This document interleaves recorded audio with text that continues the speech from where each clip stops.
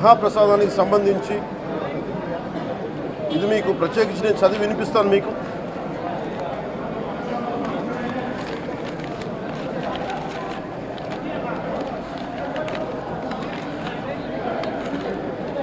ఈ రిపోర్ట్ ప్రత్యేకించి Centre for Analysis and Learning in Livestock and Food of the National Dairy Development Board వారికి samples పంపిస్తే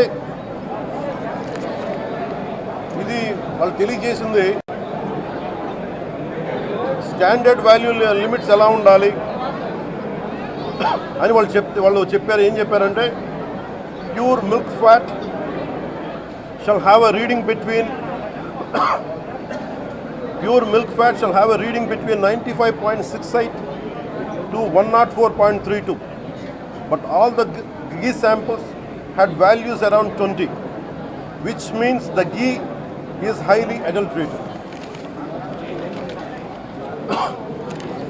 దాని subsequent టేబుల్లో సహజంగా నెయ్యిలో కల్తీ వ్యాపారులు కల్తీ చేసేది ప్లాంట్ బేస్డ్ కల్తీ జరుగుతూ ఉంటుంది. అదే తప్పు. అలాంటిది దీంట్లో ప్రత్యేకించి తెలియజేస్తుంది సోయాబీన్ ఉంది, sunflower, olive oil, rapeseed, linseed, wheat germ, maize germ, cotton seed, coconut, palm ఆయిల్తో పాటు fish oil, beef tallow, lard. Fish oil మీకు తెలిసిందే, చేప నుంచి ఎక్స్ట్రాక్ట్ చేసిన నూనె. బీఫ్ టాలో అంటే మనకి పశువు సంబంధించిన కొవ్వు.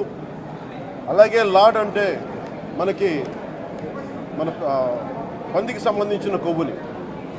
ఇవి ఎక్కువ ఉన్నాయి.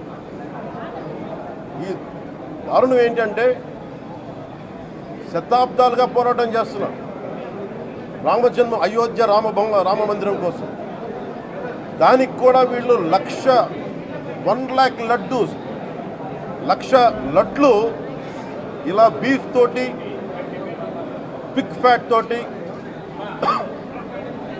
ఫిష్ ఆయిల్ తోటి కలిపిన 1,00,000 లడ్లు కొన్ని శతాబ్దాలుగా అయోధ్య రామ మందిరం కావాలని చాలా ప్రతిష్టాత్మకంగా తీసుకుంటే దానికి కూడా తిరుపతి లడ్లు వెళ్ళి, టీటీడీ లడ్లు వెళ్ళి, ఇది దేశమంతా దీన్ని కదిలిపోయింది. ఈ రోజున ఇలాంటి అపవిత్రం జరిగింది. దీని గురించి